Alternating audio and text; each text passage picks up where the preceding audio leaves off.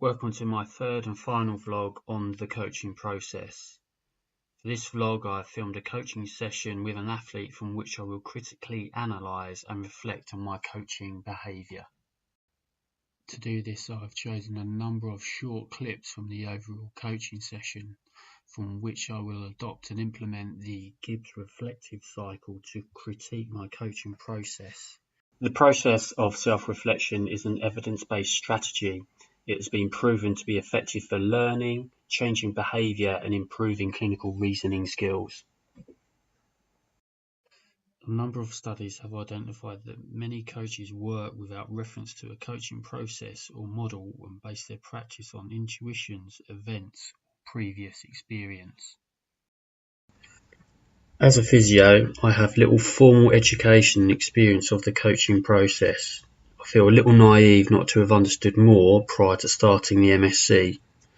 Throughout my professional career, I have implemented and adopted a one-dimensional approach to coaching using the principle of EDIP, which is explain, demonstrate, and instruct, practice when delivering coaching or teaching content.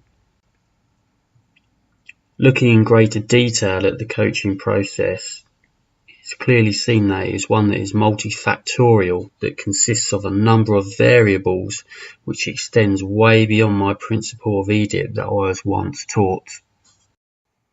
Despite increased recognition of the coaching process, there is a lack of clarity and definition of what this process actually is and consists of. Here are two definitions that look to describe the process.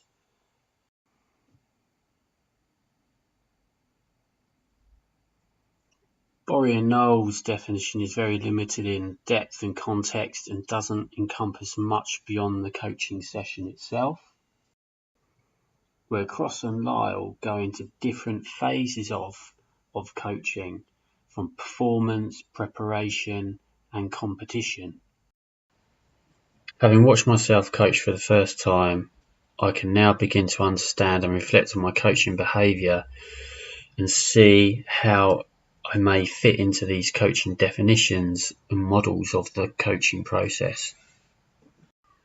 Working in a military environment, I get as little as 20 to 30 minutes to work with patients and athletes. Therefore, I like to provide a brief before the start outlining the structure and focal point of the session.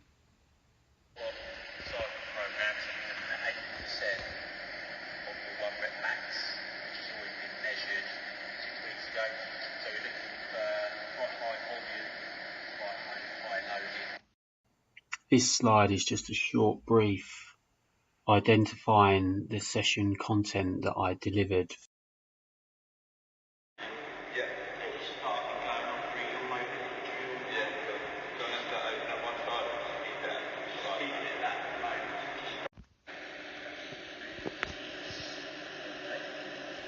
From as early as performing the mobility drills, I could see that I was coaching with a number of verbal, visual and hands-on approaches with a variety of instruction and feedback which continued throughout the remainder of the session.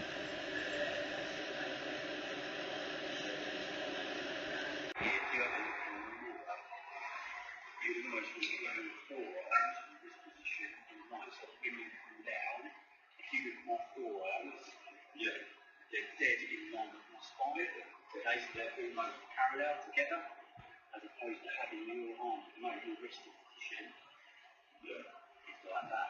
So you're not getting that upper trunk tension. So you use your arms to grip your arm, pull down into the waist of your trunk, and you carry the load. As the session progresses, I continue to focus on the athlete in getting a strong wrist and elbow position and creating upper trunk stability. And I seem to do this by reinforcing my verbal instructions with a hands-on approach to guide the athlete to finding a solid start position.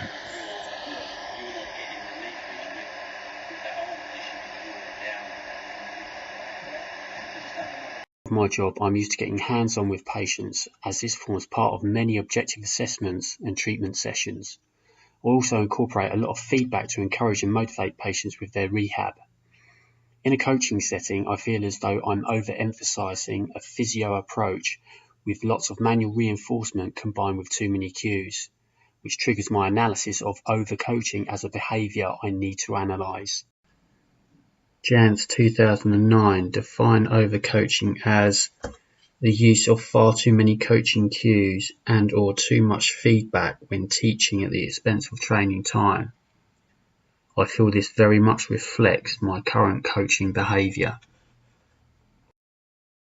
For me personally, I feel this overcoaching stems from a lack of experience and an obsession for working towards sound technical models. This is very much reflected over the next 35 seconds of footage of when I'm coaching.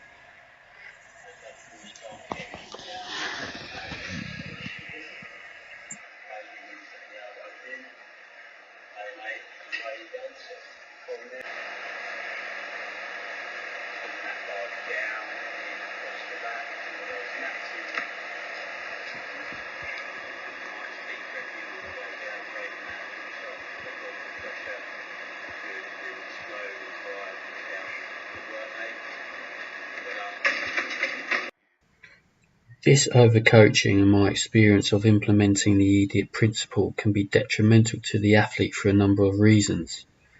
Too many cues and instruction can shift focus of attention, especially long demonstrations, which can constrain the athlete in developing a movement pattern. The athlete may get too consciously involved on the exact process, which shifts their focus on how to perform the movement and not on what they should be achieving. Looking at Mostyn's list, I can associate my style of coaching to be commanding, from which the coach makes all decisions and instructs during practice sessions.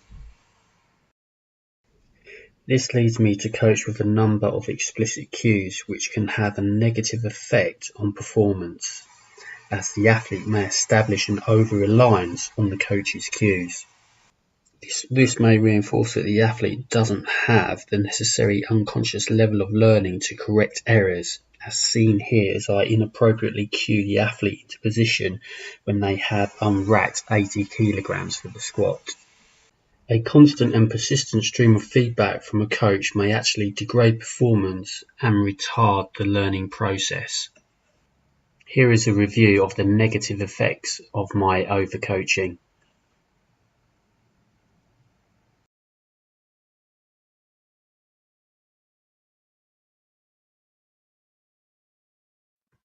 I intend to address a number of areas to improve my coaching behaviour. First and foremost, I need to become more flexible in my approach and come away from the one-dimensional principle that I've been using of EDIP. I need to use a variation of instruction with my athletes, and it will be important for me to determine which style works best for the athlete that I'm working with, considering verbal, visual, demonstration or practice as ways of instruction. Second and thirdly, too many cues and feedback can be detrimental and inhibit motor performance. Athletes can absorb on average 5 to 9 elements of instruction, so I need to emphasize my key points considering primary and recency of information to prioritize important cues and deliver them at the appropriate time. Allowing the athlete time to self-correct and figure the movement out for themselves will reduce reliance upon explicit cues. Lastly, I will look in greater detail at models of coaching.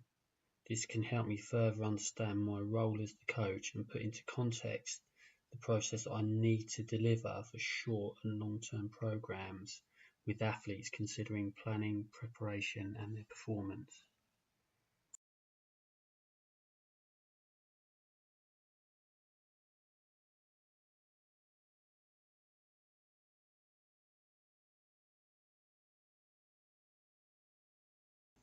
In conclusion, self-reflection and critical analysis has aided my learning of a complex and dynamic process. This has provided me with invaluable insight into the areas I need to address in developing to become a better coach.